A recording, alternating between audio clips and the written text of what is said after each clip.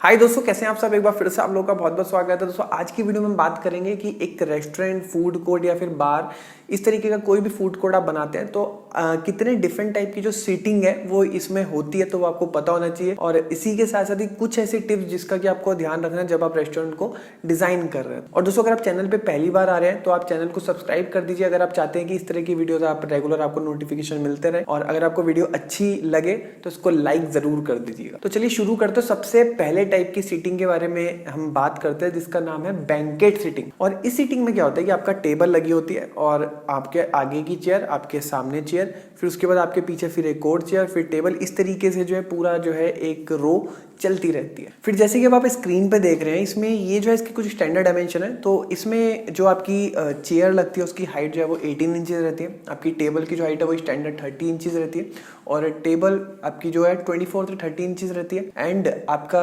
जो पीछे जो चेयर है उसका जो बैक है वो नीचे तो 18 इंचेस रहती है, लेकिन उसके ऊपर जो है आप उसे 18 इंचेस से लेकर के 30 इंचेस तक जो है वो रख सकते हैं। यानी कि 36 से 48 इंचेस तक जो है पीछे आप बैक रख सकते हैं। और कंप्लीट आपकी चेयर और टेबल और एक चेयर, इस पूरा सेट को मिला करके जो आपका जो पूरा जो स्पेस लेता है ये 60 इंचेस से लेकर के 74 इंचेस तक का जो स्पेस ये लेता है। फिर हम बात करते हैं दूसरी टाइप की सीटिंग के बारे में जिसका नाम है टेबल सीटिंग।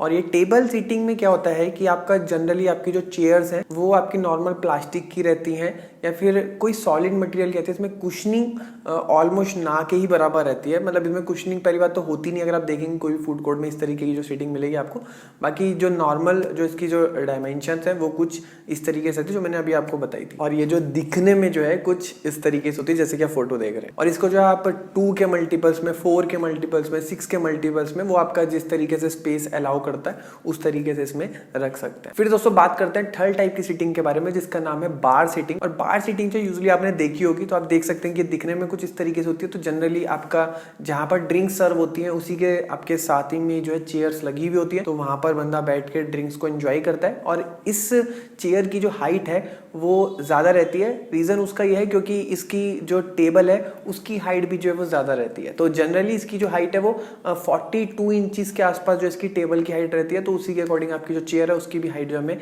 ज्यादा रखनी पड़ती है अगर हम और चेयर से इसकी कंपेयर करें तो। फिर जैसे कि आप फोटो में भी देख रहे हैं, तो जैसे आप बार चेयर को डिजाइन करते हैं तो एक चेयर और दूसरी चेयर के बीच का जो गैप है सेंटर टू सेंटर 24 इंच से लेकर के 30 इंच तक के बीच का जो गैप है वो होना चाहिए। क्योंकि जो भी बंदा आपकी चेयर पे आकर के बैठेगा तो वो दोनों चेयर्स के बीच ही में से ही जो है वो एंट्री मार के उसके ऊपर बैठेगा। कोई भी बंदा दूर से पूरा घूम के नहीं आएगा। तो इस चीज का भी आपको ध्यान रखना। फिर बात करते हैं लास्ट टाइप की सीटिंग के बारे में जिसका नाम है वॉल सीटिंग। तो ये बहुत ही पॉपुलर सीटिंग और मेरी तो बहुत ही फेवरेट है। तो इसमें आप जैसे कि फोटो में भी देख रहे हैं, दिखने में कुछ इस तरीके से रहती है। इसमें क्या होता है कि आपकी टेबल्स आती है एंड उसकी जो वॉल होती है उस तरफ तो कुशनिंग आ जाती है, आपके कुशंस आ जाते हैं और आपका जो दूसरी साइड आपकी चेयर्स आ जाती हैं। और फिर इसमें भी डिफरेंट डिफरेंट स्टाइल्स आप रख सकते हैं। आप दो के सेट बनाना चाहते हैं, 3 के बनाना चाहते हैं, 4 के बनाना चाहते हैं, वो आपके ऊपर आपके स्पेस जिस हिसाब से अलाउ करता है और किस तरीके से आपको डिजाइन रखना है।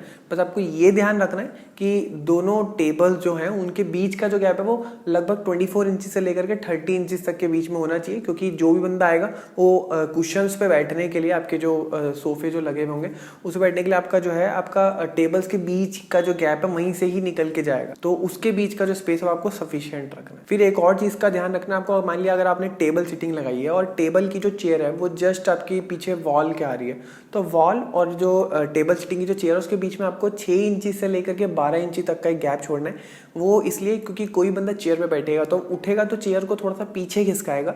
तो पीछे खिसकाने के लिए थोड़ा सा स्पेस होना चाहिए। अगर पीछे वॉल होगी तो उसे निकलने में जो है बहुत ही ज़्यादा प्रॉब्लम आएगी। तो ये कुछ बेसिक चीज़ है जो कि आपको ध्यान रखना। और मैंने आपको बता दिया कि कितने डिफरेंट टाइप की आपकी रेस्टोरेंट में सीटिंग होती है। और अब हम बात करते हैं कि किन किन चीज़ों का आपको ध्यान रखना है जब आप एक रेस्टोरेंट को डिज़ाइन कर रहे हैं। तो दोस्तों सबसे पहली चीज़ जो कि आपको ध्यान रखना है जब आप रेस्टोरेंट की टेबल्स को डिज़ाइन करते हैं ना, तो आपको देखना है कि उसकी विड्थ जो आप रख रहे हैं ना, तो उस पर आप स्नैक्स खाने वाले हैं जो भी वहाँ पे आएगा बंदा, या फिर वहाँ पे बैठ के वो खाना भी खा सकता है। क्योंकि अगर वो प्रॉपर खाना खाता है तो उसके लिए जो उसकी जो विड्थ है आपको 24 से लेकर के 36 इंचेस तक के बीच में आपको रखनी चाहिए। लेकिन अगर वहाँ पे सिर्फ और सिर्फ स्नैक्स ही खाएगा, मतलब आप कोई भी स्टार्टर, आपके समोसे हो गए, कचौड़ी हो गई या फिर इस तरीके की कोई भी आइटम खाएगा, तो फिर जो है आप 24 इंचेस भी रखें तो चलेगा। लेकिन अगर वो प्रॉपर खाना खाएगा तो 24 से 36 इंचेस के बीच का साइज जो है आपको टेबल का रखना चाहिए। और दूसरी चीज आपको ध्यान रखने की, जितनी मैक्सिमम से मैक्सिमम सीटिंग्स निकले उतना ज्यादा बेटर है, क्योंकि एक अच्छी प्लानिंग से अगर आपने 10, 15, 20 सीटिंग भी जो है आपने एक्स्ट्रा निकाल दी, फॉर एग्जांपल रेस्टोरेंट काफी अच्छा है, नॉर्मल पहले 100 सीटिंग थी, आपने अच्छी प्लानिंग के थ्रू जो है 20 सीटिंग एक्स्ट्रा निकाल दी, तो 100 की वजह आपने 120 सीटिंग निकाल दी, तो इसका मतलब उनका जो बिजनेस है वो भी 20% जो है वो ग्रो करेगा अगर वो अच्छा सर्व करते हैं और फुल पोटेंशियल पे जो है उनका रेस्टोरेंट काम करता है। तो आप देख सकते हैं कि अच्छी डिजाइनिंग से आप एक अच्छा बिजनेस भी दे सकते हैं। तो अच्छी प्लानिंग बहुत ही ज्यादा जरूरी है। और फिर इसके बाद आपकी जो टेबल्स हैं उनके बीच का जो गैप है आपको सफिशिएंट रखना है कि जो भी वहां पे कस्टमर आए उनको निकलने में जाने में कोई भी इशू नहीं होना चाहिए। फिर नेक्स्ट पॉइंट जो आपको ध्यान रखना है वो है इंटीरियर फिनिश का। तो आपको ध्यान रखना है कि जो रेस्टोरेंट आप डिजाइन कर रहे हैं वो एक ऐसा एरिया जहाँ पे कि पब्लिक ने आना है और बहुत सारे डिफरेंट तरीके के हमारे बच्चे भी आएंगे, बूढ़े भी आएंगे और ऐसे ही बंदे आएंगे जो कि थोड़े से खुरापाती टाइप होंगे।